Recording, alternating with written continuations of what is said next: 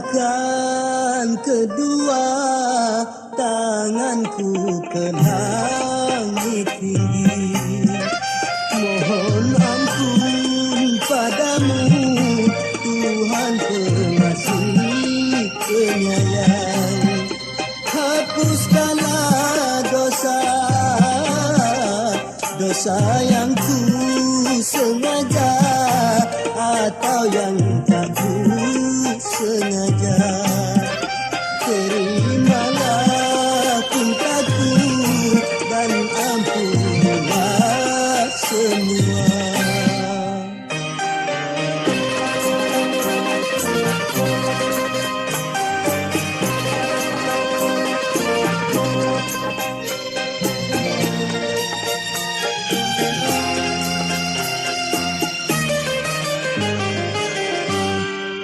Aku menjerit meratap padamu, oh Tuhan.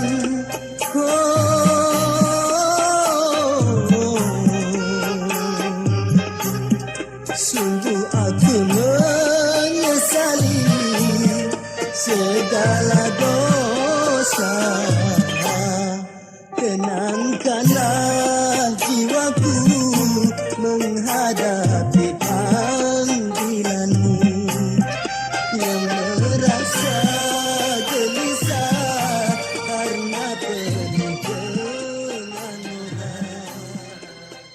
Janji kita jumpa di sini, ku datang.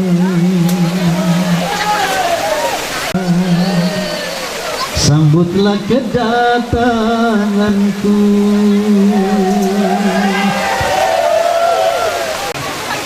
Hadirin wa hadirat, pemirsa di rumah, memperingati hari Maulid Nabi sallallahu alaihi wasallam, tentunya dalam rangka lebih mengenal lagi siapa beliau. Betul?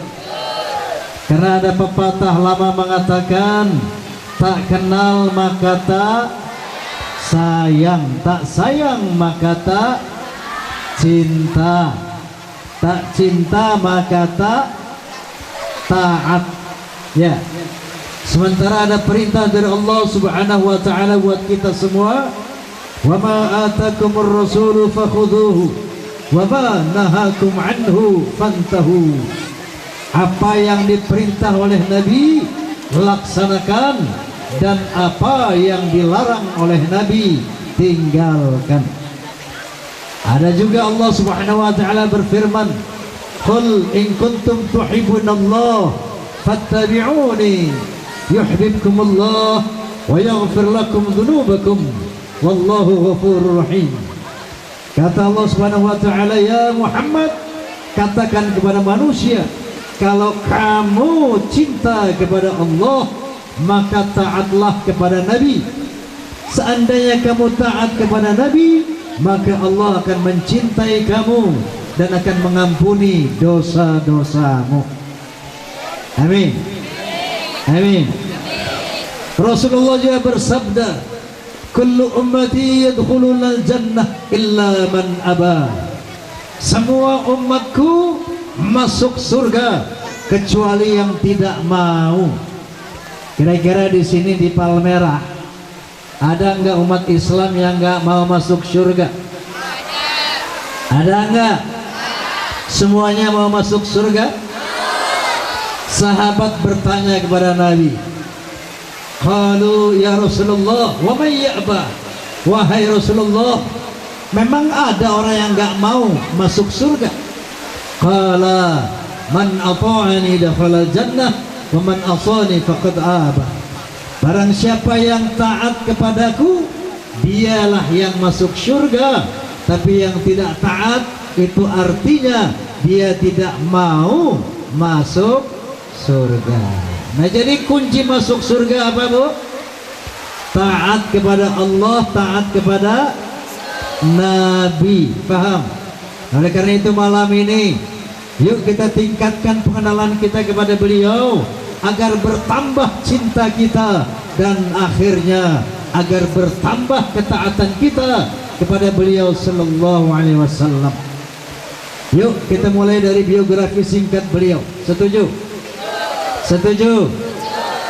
Beliau adalah Muhammad bin Abdullah bin Abdul Muttalib bin Hashim bin Abdi Manaf bin Qusay bin Hakim bin Murrah bin Ka'ab bin Lu'ay bin Ghalib bin Fihr bin Malik bin An-Nadar bin Kinanah bin Huzaimah bin Mudrikah bin Ilyas bin Mudar bin Nizar bin Ma'ad bin Adnan. Selanjutnya beliau adalah keturunan Nabi Ismail alaihissalam bin Nabi Ibrahim jadi beliau adalah keturunan para nabi, ya. Kemudian beliau diklaim sebagai nabi yang terbesar di antara 124.000 nabi yang pernah diturunkan Allah Subhanahu wa taala ke muka bumi ini. Di antara 124.000 nabi terdapat 313 rasul. Nah, beliau sallallahu alaihi wasallam adalah nabi dan rasul yang teragung, yang terbesar di antara semua para nabi dan para rasul. Paham? Paham? Alasannya yang pertama, karena wilayah dakwah Nabi Muhammad SAW tidak sama dengan wilayah dakwah para pendahulunya.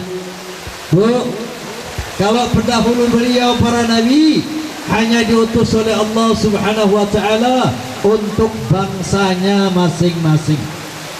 Tidak boleh keluar negerinya, ya. Khusus diutus untuk bangsanya masing-masing. Contoh Nabi Lut alaihi salam, beliau hanya diutus untuk bangsanya, yaitu bangsa Sadum. Nabi Hud alaihi salam juga hanya diutus untuk bangsanya, yaitu bangsa Ad.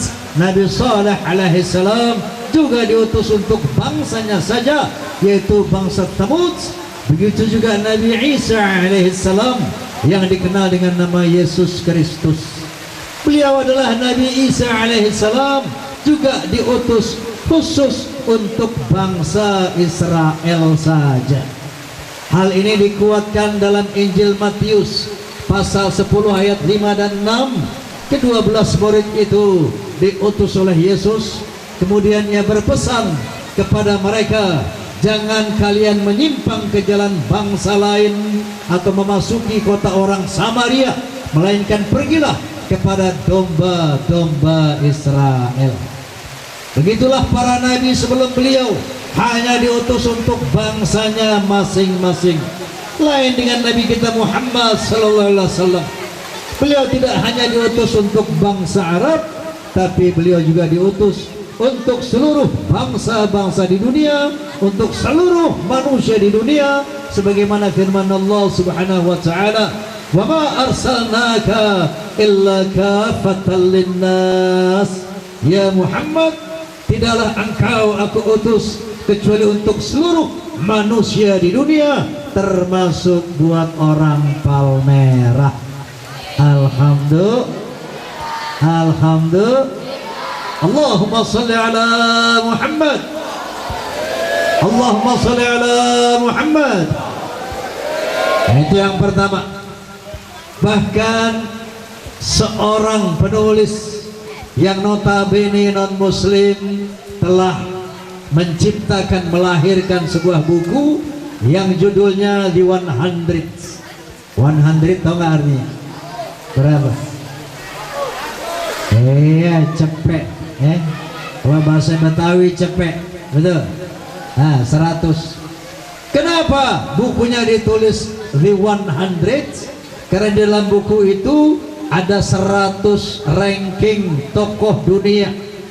Di antaranya ada 4 orang nabi selain Nabi Muhammad SAW, juga Nabi Isa alaihissalam, Nabi Musa alaihissalam, dan Nabi Ibrahim alaihissalam. Penulis buku ini namanya Michael H. Hart. Siapa? Siapa? Michael Jackson. Michael Jackson emang siapa? Siapa Michael Jackson? Biduan. Penyanyi apa bu? Penyanyi rock, sok tahu lo. Rock luar, rock dalam woy. Michael Jackson itu penyanyi pop, ya. Makanya beliau dapat gelar The King of Pop, Raja Pop. Paham ya? Kalau dangdut mah gue. Di dunia musik cuma ada 3 raja. Yang pertama The King of Rock and Roll, Raja Rock and Roll. Siapa? Elvis Presley. Tahu Elvis Presley? Ah, udah mati. Yang kedua The King of Pop, Raja Pop, Michael Jackson. Tahu kan? Udah mati. Yang ketiga The King of Dangdut, Raja Dangdut. Dikit lagi mati. Memang mau kemana kagak mati? Itu yang kita banggakan dan kita cintai, guru kita Kiai Haji Zainuddin MZ. Kemana? Nanti kamu semua kemana? Mati, betul. Makanya kata Allah subhanahu wa ta'ala, wa bataghi fima atakallahu daral akhirah wa la tansa nasibaka minad dunya. Capailah dengan apa yang aku berikan kepada kamu, negeri akhirat, tapi jangan lupakan nasibmu di dunia. Apa yang diberikan Allah kepada kita, bu? Kesehatan, umur panjang, harta, jabatan dan sebagainya, betul? Gunakan itu semua kata Allah untuk mencapai negeri akhirat, tapi jangan lupakan nasibmu di dunia. Artinya apa? Nomor 1 kan akhirat, nomor 2 kan dunia. Kenapa? Wal akhiratu khairu wa abqa. Karena akhirat itu lebih baik dari dunia dan abadi. Faham? Sementara kata Allah Subhanahu wa taala, "Wa mal hayatud dunya illa mata'ul ghurur." Tidak ada kesenangan dunia kecuali kesenangan yang semu, kesenangan yang menipu. Faham? Akhirat itu kata Allah khairu wa abqa, lebih baik dan abadi. Sementara kehidupan kesenangan dunia ini semu, fata morgana. Tahu fata morgana? Tahu? Kalau ibu berdiri di aspal, matahari tengah hari bolong, top light, itu seakan-akan di depan kita ada air, betul? Begitu kita hampiri, airnya mundur lagi. Kita hampiri, airnya mundur lagi. Kenapa? Memang nggak ada air. Itulah fata morgana, menipu, betul? Allah mengumpamakan kehidupan dunia ini seperti fata morgana. Contohnya, ibu tadi pagi sarapan pakai apa, bu? Nasi goreng. Kamu pakai apa? Bubur ayam kamu, singkong rebus, ubi rebus. Asik nggak, bu? Asik. Nikmat nggak, bu? Nikmat. Saya mau tanya, sekarang mana nikmatnya? Masih ada nggak? Udah nggak ada.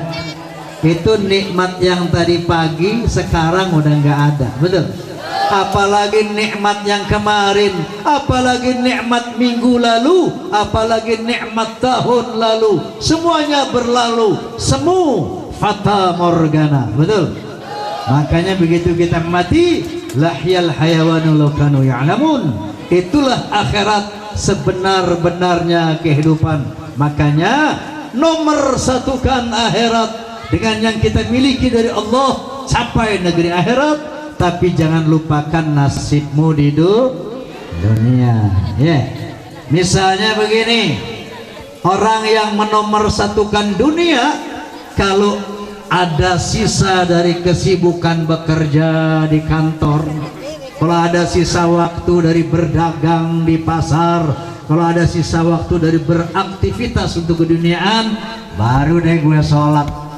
Kalau ada waktu itu juga, ini nomor 1 kan dunia, menomor 2 kan akhirat. Kalau ada waktu setelah habis baca koran baru baca Quran. Itu juga kalau ada waktu. Ya, ini namanya menomorsatukan dunia, menomorduakan akhirat. Orang seperti ini sama dengan mengejar-ngejar sebutir pasir dengan melupakan padang pasir. Na'udzubillahi min.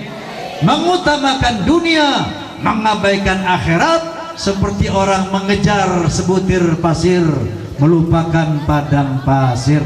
Na'udzubillahi min. Wartawan mana Bu? Oh. Saya lanjutkan dulu ya Bu ya. Sampai mana tadi?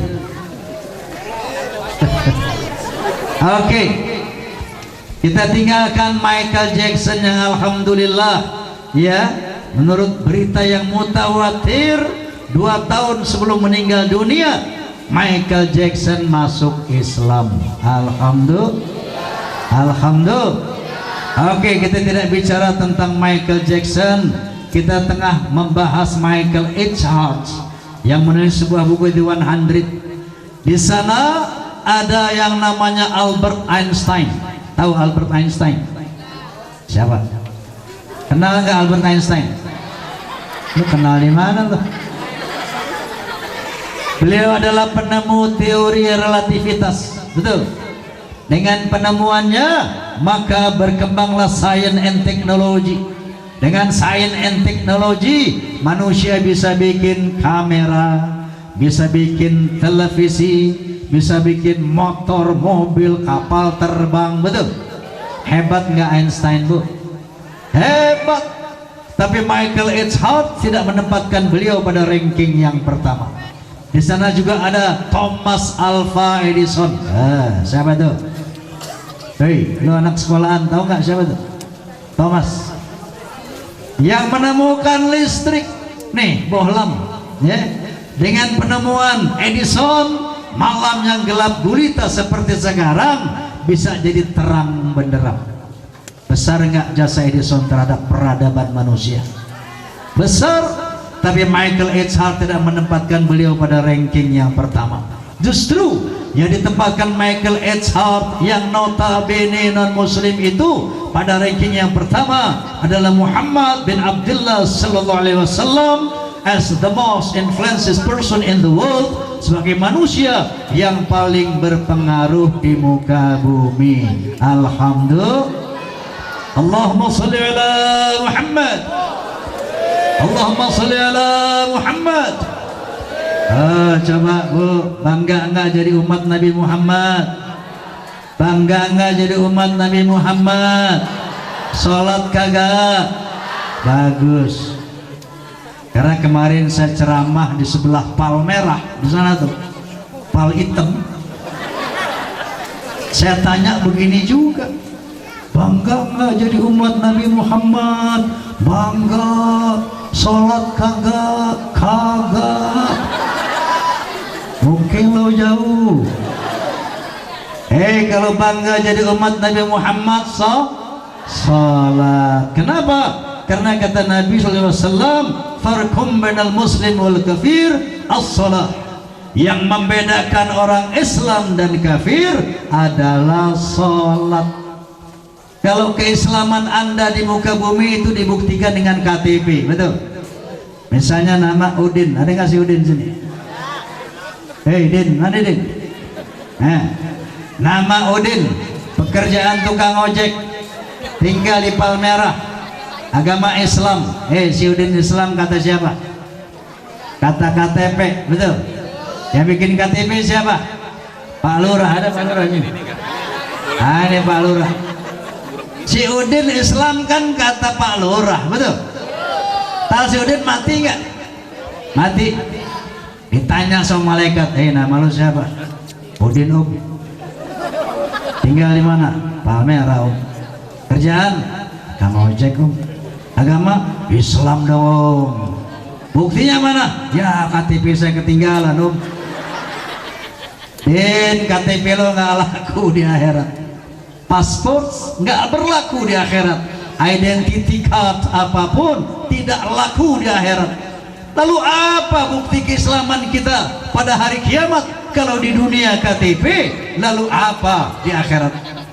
Qala Nabi sallallahu alaihi wasallam, inna ummati yud'auna yawmal qiyamati ghurram muhajjalina min atharil wudu. Nanti umatku pada hari akhirat dikumpulkan dan mereka punya bukti dari bekas wudu. Paham bu? Bekas wudu itu nanti dijadikan cahaya oleh Allah Subhanahu wa taala. Anggota tubuh manusia, anggota wudu akan bercahaya. Ya, makin sering sholat, makin sering wudu, makin jelas, makin terang cahayanya, safnya semakin di depan. Yang jarang sholat, cahayanya dikit, buram. Tahu nggak? Sampai malaikat bingung, nih Islam apa kafir nih? Kalau malaikat pikirannya lagi enak, lo dimasukin ke Islam. Kalau dia lagi enak, digolongin lo kafir, betul. Makanya sebagai muslim tidak bisa tidak harus karena itulah identitas kita nanti di hadapan Allah Subhanahu wa taala. Oke.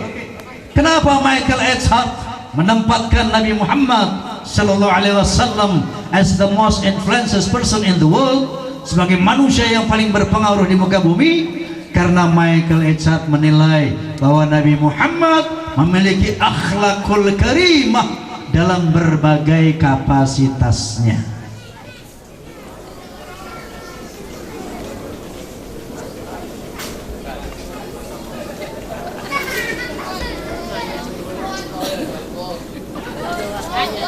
Kita lanjut ya. Inilah disabdakan Nabi, innama bu'ittu liutammima makarimal akhlak. Sesungguhnya aku dibangkitkan untuk menyempurnakan akhlak. Tahu akhlak bu? Apa akhlak pak? Akhlak itu budi pekerti. Kalau orang barat bilang attitude. Attitude, budi pekerti, itu akhlak. Faham? Kalau dari orientasinya akhlak terbagi tiga. Akhlak kepada Allah. Kalau akhlak kepada Allah yang bagus tuh sholat, puasa dan sebagainya, itu akhlak kepada Allah. Akhlak kepada sesama manusia, akhlak kepada alam seperti kepada pohon dan hewan. Kalau hewan jelas jangan disakiti, jelas dia berruh. Ini pohon juga ini punya ruh. Ya, dia bisa merasa senang, bisa merasa sakit. Oleh karena itu jangan pernah mencabik-cabik pohon tanpa tujuan yang jelas, karena dia merasa sakit ketika Anda robek dan merasa nyaman ketika Anda siram dengan air, Anda belai dan sebagainya. Akhlak kepada alam. Secara kualitatif akhlak juga ada tiga. Yang pertama akhlakul ammah, akhlak yang umum, akhlak yang standar, akhlak yang biasa-biasa aja. Contohnya apa bu? Ibu suka memberi kepada orang yang memang suka ngasih ibu. Oh dia tuh tetangga kita suka ngasih pisang goreng sama kita, Gi kirimin kopi Gi. Ini namanya akhlak standar, akhlak yang biasa. Oh itu orang suka ngasih duit sama kita, Gi kasih duit Gi. Ini akhlak standar, akhlak yang biasa. Paham? Berbuat baik kepada orang yang memang baik kepada kita. Yang kedua akhlakus sayyi'ah, akhlak yang buruk. Yang mana itu? Justru kita berbuat jahat kepada orang yang baik sama kita. Kita pelit sama orang yang suka ngasih kita. Ini akhlak yang buruk. Paham? Yang ketiga dan utama akhlakul karimah, akhlak yang mulia. Apa itu bu? Kita suka memberi kepada orang yang pelit sama kita. Dia pelit tapi kita baik, itu akhlakul karimah. Kita suka berbuat baik justru kepada orang yang jahat sama kita. Inilah akhlak yang dicontohkan oleh Nabi, yang kata Allah Subhanahu wa taala, laqad kana lakum fi rasulillahi uswatun hasanah. Sesungguhnya pada diri Nabi terdapat keteladanan yang sangat baik, yaitu dalam bidang akhlak. Paham ya bu? akhlakul karimah. Salah satu contoh kecil akhlakul karimah yang dicontohkan Nabi itu, Nabi kalau di Mekah dari rumah beliau mau sholat ke Masjidil Haram itu lewat gang kecil. Nah di gang kecil itu kiri kanannya rumah bertingkat gitu ya. Di atas sini kalau Nabi lewat ada orang Yahudi yang tidak suka sama Nabi, benci sama Nabi, kalau Nabi lewat diludahin. Dan Nabi cuma menoleh tersenyum. Kalau lewat lagi dia ludahin, Nabi menoleh tersenyum. Begitu terus, nggak pernah Nabi marah. Satu ketika Nabi lewat yang ludahin ini nggak ada. Nabi tanya sama orangnya dari situ, wahai, di manakah orangnya selalu berdiri di sini yang biasanya meludahi saya? Oh si fulan ya Muhammad. Betul, dia lagi sakit. Oh iya, mana rumahnya? Yang ini Muhammad. Lalu Nabi pulang, balik lagi nggak jadi ke masjid, minta sama istrinya ada makanan nggak? Ada kurma ya Rasulullah. Dia bawa kurma, dia hampiri datang itu yang sakit, dikasih kurma, dia doakan semoga lekas sembuh. Ini akhlakul karimah, berbuat baik kepada orang yang jahat, memberi kepada orang yang pelit. Inilah akhlakul karimah yang dicontohkan oleh Rasulullah dalam berbagai kapasitasnya. Dalam kapasitas sebagai seorang pemuda, beliau adalah pemuda yang berakhlakul karimah sampai mendapat julukan Al-Amin. Tahu Al-Amin? Orang yang bisa dipercaya, pikirannya, pandangannya, lisannya, hatinya, anggota tubuhnya lurus, jujur, nggak pernah dusta, tidak pernah bermaksiat kepada Allah Subhanahu wa taala, nggak pernah bikin resek di kalangan manusia. Di Palmara kira-kira ada nggak pemuda Al-Amin? Di Palmara ada nggak pemuda Al-Amin? Si Amin banyak kali ya. Pemuda, kita kumpul di sini, kita memirsa peringatan ini dalam rangka untuk meniru pemuda Muhammad. Betul, meniru akhlak pemuda Muhammad. Betul. Rasulullah pernah bersabda, innallaha yubahi malaikatu bisyabil abid fayaqulu ayyuha syabu tariku syahwatahu li ajli al-mubaddilu syababahu li anta indika ba'di malaikati, atau kama qala Rasulullah sallallahu alaihi wasallam. Kata Nabi sallallahu alaihi wasallam, sesungguhnya Allah Subhanahu wa taala membanggakan pemuda yang takwa di hadapan para malaikat seraya berkata, ayyuhasyabut tariku syahwatahu li ajli, wahai para pemuda yang meninggalkan syahwatnya, menundukkan syahwatnya karena taat kepadaku. Al-mubaddilu syababahu li, wahai para pemuda yang menggunakan masa mudanya untuk berbakti kepadaku. Anta indika ba'di malaikatu, kedudukanmu di sisiku sama dengan sebagian malaikatku. Wahai pemuda, pemuda yang takwa di sisi Allah derajatnya sama dengan malaikat. Jadi kalau ada pemuda yang takwa, mati dia karena kecelakaan misalnya, mati dia karena tersengat nyamuk demam berdarah, insya Allah masuk surga tingkat VIP. Kenapa? Derajatnya sama dengan malaikat.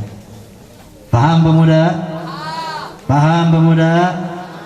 Jadi artinya apa? Allah lebih mencintai orang muda yang takwa ketimbang orang tua yang takwa. Kalau orang udah tua, ya, umur udah 60, 70, 80, rajin ibadah, ya kagak hebat. Betul. Mau ngapain lagi orang udah tua kalau nggak ibadah? Betul. Tapi kalau ada anak muda, masih muda usianya, masih gagah fisiknya, masih tinggi syahwatnya, dia bisa kendalikan itu syahwat, dia taat kepada Allah, rajin beribadah kepada Allah, ini lebih dicintai Allah ketimbang orang tua yang takwa. Paham? Tapi kata Nabi sallallahu alaihi wasallam, khairun nas man tala umruhu wa hasuna amaluh, sebaik-baik manusia adalah yang panjang usianya penuh dengan amal ibadah. Dari kecil sampai remaja, sampai muda, sampai tua, rajin ke masjid. Dari kecil sampai remaja, sampai tua, rajin baca Quran, rajin ibadah nih, yang bakal jadi konglomerat di surganya Allah Subhanahu wa taala nanti. Amin. Dalam kapasitas sebagai seorang kepala rumah tangga, beliau adalah seorang kepala rumah tangga yang paling berakhlak kepada keluarganya. Bayangkan, itu jabatan beliau pertama, Rasulullah. Tinggi nggak tuh jabatan? Oh, nggak ada yang lebih tinggi dari itu. Utusan Allah, itu pangkatnya Nabi. Kemudian beliau kepala negara bangsa Arab, panglima perang bangsa Arab. Tapi ternyata terhadap keluarganya, Bu, terhadap istrinya sangat romantis, arogan, ya nggak sok tulak pinggang perintah senang, romantis Rasulullah itu. Sampai-sampai manggil istri, Bu, nggak pernah tuh manggil nama, apalagi pakai nama manggil poyokan. Ya, beliau tuh kalau manggil istri dengan kata-kata sanjungan, wahai bidadariku, wahai cantik, wahai manis. Nggak kayak Muhammad orang Palmerah, manggil bini sembarangan aja. Hei doer. Itu ada istri Nabi, seorang namanya Siti Aisyah, orangnya putih, Bu. Ya, Nabi panggil beliau apa? Ya Humairah, wahai si kemerah-merahan. Ini romantisnya Nabi, ya. Laki yang punya bini hitam jangan niru-niru Nabi. Kalau sampai rumah, wahai si kedai hitam-hitaman, sambit naik kelas loh.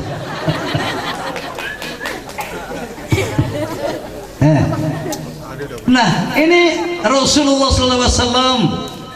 Orang jangankan nampar bini, oi, membentak istri nggak pernah. Jangankan membentak istri, melototin bini nggak pernah. Jangankan melototin istri, bermuka masam cemberut sama istri nggak pernah. Ini akhlak Rasulullah. Pernah satu saat Nabi pulang berjuang, matahari terik, letih panas dengan gontai. Beliau pulang ke rumah, mengetok pintu, tok tok tok, assalamualaikum. Dibukakanlah Siti Aisyah, waalaikumsalam ya Rasulullah. Nabi bilang, ya Humairah, kanda letih, lapar, tolong siapkan hidangan. Sayang, gemeter Siti Aisyah, Bu, maaf ya Rasulullah, memang tadinya saya sudah siapkan makanan buat sampean, tapi barusan aja ada 2 orang musafir lewat, kelaparan, mampir, saya hidangkan makanan, habis ya Rasulullah. Begitu ya Humairah, betul ya Rasulullah, hatta sebutir kurma tidak tersisa lagi ya Rasulullah. Begitu ya Humairah, betul ya Rasulullah. Baik, kalau memang tidak ada makanan, hari ini saya puasa. Ini akhlak. Pulang berjuang, capek, letih, lapar, sampai rumah nggak ketemu makanan, nggak ada makanan, sebutir kurma pun tidak ada. Beliau tidak marah sama istrinya, Bu, tidak kecewa sama istrinya, Bu, nggak protes sama istrinya. Baik, kalau memang tidak ada makanan sayang, hari ini saya puasa. Masya Allah. Bu, kalau laki ibu gimana, Bu? Perang. Ini akhlak Nabi. Cuman biasanya ini, walaupun Nabi begitu mulia, tapi perempuan cintanya setengah hati sama Nabi. Nabi baik sih baik, tapi bininya banyak. Aku dia lah. Makanya cowok sama cewek cintanya kepada Nabi itu beda. Kalau cowok cintanya mantep. Coba tanya nih, cowok, mana cowok? Cowok, cinta Nabi nggak? Cinta Nabi nggak? Siap nggak melaksanakan sunnah Nabi? Oh, mantep. Coba perempuan, Bu, cinta Nabi? Bu, cinta Nabi? Boleh suaminya ikut sunnah Nabi? Ini namanya, ini suudon, tuh nggak? Buruk sangka terhadap poligaminya Nabi. Hei, jangankan orang luar, orang Islam aja suudon, buruk sangka terhadap poligaminya Nabi. Ya, mereka buruk sangka bahwa Nabi itu adalah hyperseks lah, women oriented lah, sex oriented lah, begitu, betul? Kenapa? Karena yang namanya poligami itu nggak pernah dibahas di majelis-majelis ta'lim, sehingga jadilah ditabukan ini, ya. Makanya perempuan kalau ngaji itu nggak pernah khatam deh. Itu An-Nisa ayat 2-4 dilompatin aja sama dia. Ayat poligami itu sebel banget. Hei, kenapa orang buruk sangka? Karena nggak pernah dibahas. Makanya supaya tidak buruk sangka harus dibahas. Paham, Bu? Boleh kita bahas? Oke, saya mau tanya, Nabi bininya berapa? 2, 3, berapa? Iya, kita hitung aja yuk. Kita hitung ya, Bu ya.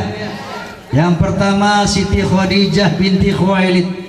Dengan Siti Khadijah Nabi monogami, enggak poligami, istrinya 1.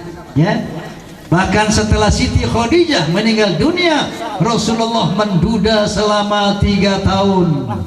Ini menunjukkan bahwa Rasulullah bukan tipikal laki-laki yang hyperseks. Paham? Baru setelah itu turun perintah Allah SWT agar Nabi melakukan pernikahan silang. Tahu pernikahan silang? Artinya putri-putri Nabi diperintahkan dinikahkan dengan para sahabat, dan putri-putri sahabat agar dinikahi oleh Nabi. Pernikahan silang. Kenapa?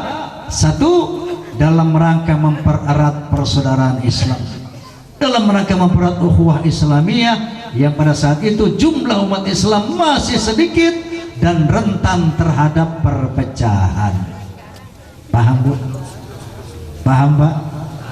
Jadi yang harus diketahui 1, Nabi tidak pernah berkata apapun, jangankan melakukan apapun, ngomong aja nggak pernah, kecuali itu wahyu dari Allah. Dan beliau tidak pernah melakukan apapun kecuali itu perintah dari Allah Subhanahu wa ta'ala. Ini kuncinya. Pertama, pernikahan Nabi, poligami Nabi atas perintah Allah. Yang kedua, motivasinya dalam rangka mempererat persaudaraan Islam, memperkokoh ukhuwah Islamiyah yang saat itu rentan terhadap perpecahan. Paham? Paham? Makanya putri Nabi yang pertama Siti Ruqayyah dinikahkan dengan sahabat Utsman bin Affan. Tapi di tengah jalan Siti Ruqayyah meninggal dunia. Utsman bin Affan dinikahkan dengan putri beliau yang kedua, yaitu Ummu Kalthum. Yang ketiga putri beliau Siti Fatimah dinikahkan dengan sahabat Sidina Ali bin Abi Thalib. Baru setelah itu beliau diperintahkan Allah menikah yang kedua kali dengan Saudah binti Zam'ah. Yang ketiga dengan Aisyah binti Abu Bakar. Yang keempat dengan Hafsah binti Umar. Masih ada? Masih ada? Masih yang kelima dengan Ummu Salamah binti Abu Umayyah.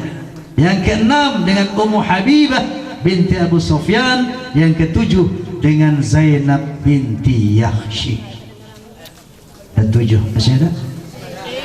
Masih yang ke-8 dengan Sofia binti Huyai. Yang ke-9 dengan Juwairiyah binti Al-Harith. Yang ke-10 dengan Maimunah binti Al-Harith. Yang ke-11 dengan Maria Al-Qibtiyah. Masih ada? Masih ada? Habis. Berapa istri Nabi, Bu? Berapa istri Nabi? 11 banyak apa dikit? Banyak. Sedikit. Kenapa? Menurut tafsir Al-Munir, istri Nabi Daud alaihi salam 100. Nabi baru 11. Nabi Daud cepek bininya. 100 banyak apa dikit bini, Bu? Banyak. sedikit. Ternyata menurut tafsir Al-Munir, Nabi Sulaiman alaihissalam bininya 1000. Boleh ciak-ciak sini. Ini fakta sejarah. 1000 banyak nggak bini bu? Banyak. Sedikit lagi. Kenapa? Karena Kaisar Ming Raja Tiongkok abad ke-18 pernah bikin istana dengan 3000 kamar karena bininya ada 3000. Bu, minta maaf bu, sebelum Nabi Muhammad diutus oleh Allah Subhanahu wa Ta'ala, sebelum Islam diturunkan ke dunia ini, perempuan sama sekali tidak ada harganya bu. Itu zaman jahiliyah, kalau lahir anak perempuan dikubur hidup-hidup, betul? Punya anak perempuan di saat itu merupakan aib keluarga. Makanya begitu lahir anak perempuan, kubur hidup-hidup anak perempuan itu zaman dulu, zaman jahiliyah. Betapa tidak bernilainya perempuan saat itu. Begitu ya ketika mau kawin, orang perempuan dulu tuh kayak ikan tembang pak, ditumbuk-tumbuk begitu 10, 20, 100, 200. Tapi begitu Nabi turun ke dunia, Islam turun ke dunia, maka harkat dan martabat wanita diangkat oleh Allah Subhanahu wa Ta'ala. Enggak boleh lagi laki-laki kawin unlimited atau tanpa batas. Qala ta'ala famkihu ma tabalakum minan nisa mathna wa thulatha wa ruba'. Laki-laki, kamu hanya boleh menikahi perempuan yang kamu sukai 2, 3, paling banyak 4. Jangan cemberut dulu bu, tuh ayat masih koma belum titik ya, dulu cemberut aja 4. Kata Allah selanjutnya, wa in khiftum alla ta'dilu fawahidatan aw ma malakat aymanukum. Tapi bagi laki-laki yang takut tidak mampu berlaku adil, maka satu saja. Paham cowok? Paham bu? Jadi poligami itu nggak sembarangan. Yang nggak bisa adil nggak boleh 4, nggak boleh 2 ya. Atuh aja keder-keder kalau gitu lagi gerasem aja lombat dah ya. Wayahna yang bisa adil boleh 2, 3, 4 boleh. Lalu apa itu adil? Apakah adil itu sama rata sama rasa? Seorang 1000, seorang semalam, seorang setetes.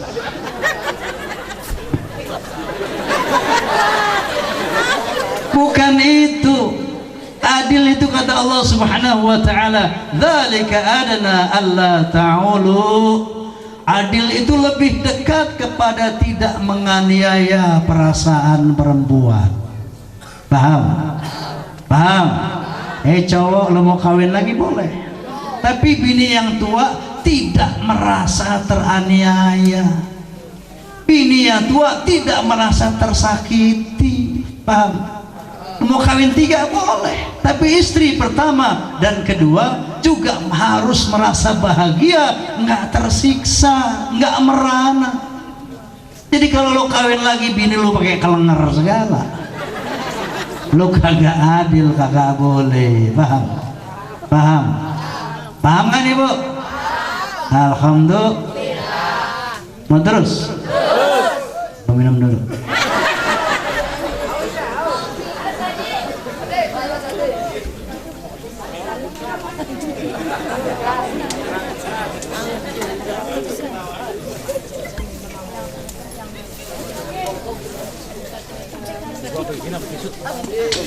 Paham ya bu tentang poligami ya bu? Jadi jangan buruk sangka sama Nabi.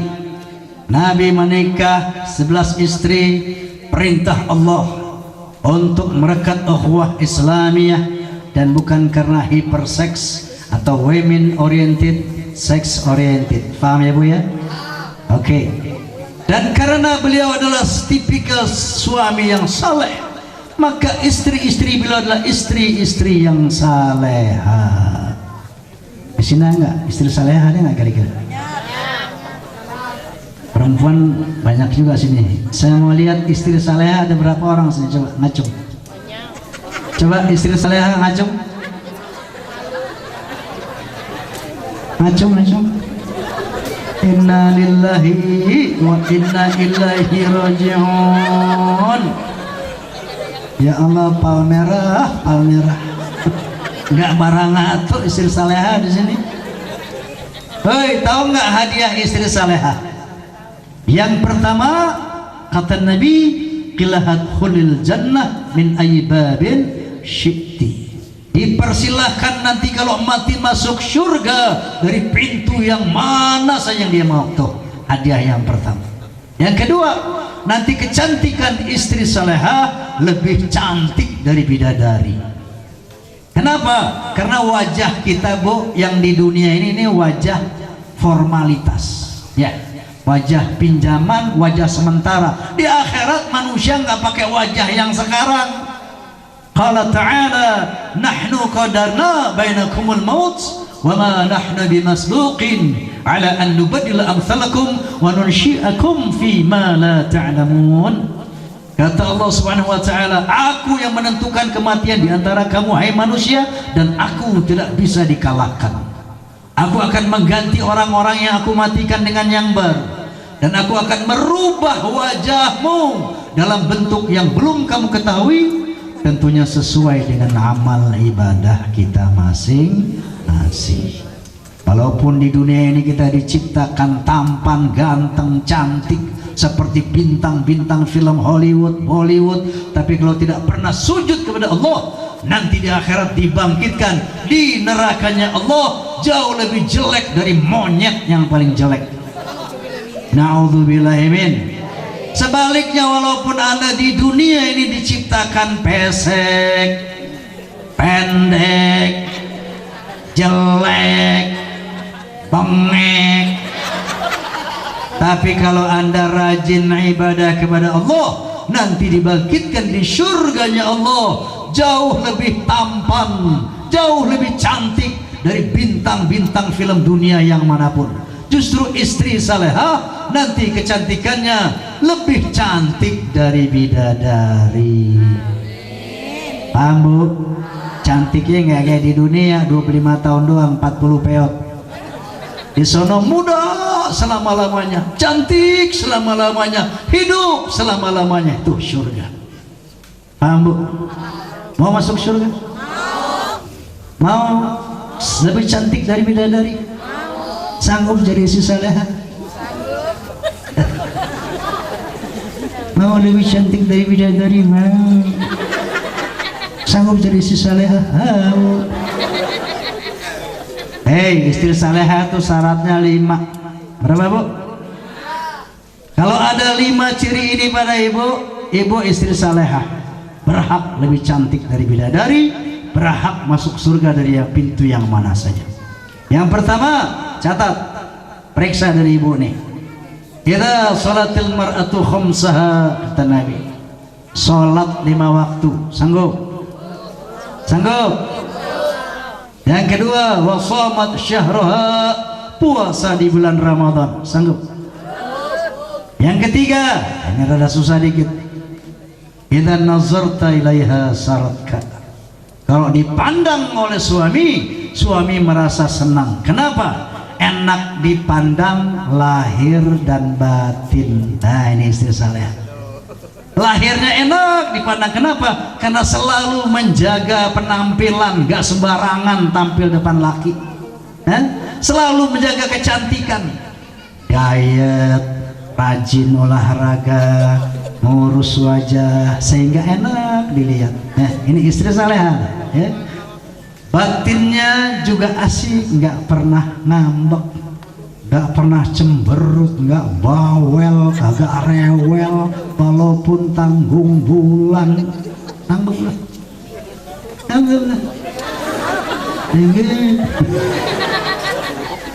Ini kan perempuan kalau tampil cantik kan depan umum doang, Pak.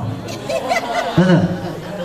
Kalau mau tampil arisan, tempat pesta kawin, baru deh setel habis deh.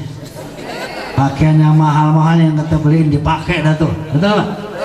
minyak wangi yang mahal-mahal yang kita beliin disemprotin ke pantat-pantat. Hei, boleh nggak tampil cantik dan harum depan umum, Bu? Boleh nggak? Kalau niatnya tidak macam-macam, boleh. Ya. Karena apa? Di samping untuk kenyamanan pribadi, kenyamanan orang-orang dekat sama kita, itu juga untuk menjaga nama baik suami. Itu perempuan siapa ya? Udah cantik wangi deh. Itu kan bininya Haji Oma. Siapa yang bagus namanya, Bu? Bukan Bang Haji, suami. Coba kalau ibu tampil sembarangan depan umum, itu jablay bini siapa sih? Siapa yang jelek, Bu? Suami. Siapa yang bilang nenek-nenek tadi? Suami. Silahkan tampil cantik harum di depan umum, tapi depan suami jangan sembarangan. Apalagi kawin ada 2-3 tahun, ya Allah, segala daster sobek lo pakai. Lo udah punya anak 1-2, aduh makin sembarangan dah. Itu BH udah putus masih disambung pakai peniti. Buang, hoi.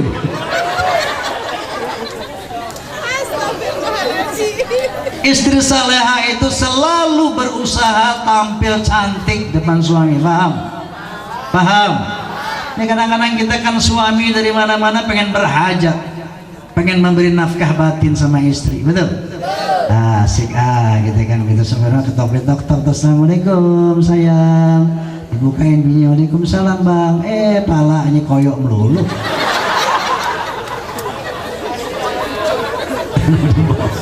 Bawa balsem lagi kan, karena nafsu. Oke, jadi yang keempat, idza nazarta ilaiha saratka, enak dilihat oleh suami lahir dan batin. Paham ya, Bu ya? Lahirnya selalu dijaga penampilannya, batinnya akhlaknya selalu bagus, nggak pernah ngomong kasar sama suami, nggak pernah menunjukkan wajah yang kusam cemberut, apalagi bawel rewel, nggak ada itu ya. Ini ciri yang ketiga. Yang keempat, wa in amartaha tu'atska, kalau diperintah diatur oleh suami nurut, anggap diatur nurut, sanggup. Boro-boro sanggup malah lo yang ngatur. Sini ada nggak bini yang ngatur laki? Mana orangnya? Hei, bini itu diatur bukan ngatur, paham? Ar-rijalu qawwamuna 'alan nisa, laki-laki itu pemimpin perempuan, dia yang ngatur, bukan Allah. Paham ya, Bu? Yang keempat syaratnya apa tadi? Wa in amartaha atau atska, kalau diperintah oleh suami, diatur oleh suami, nurut.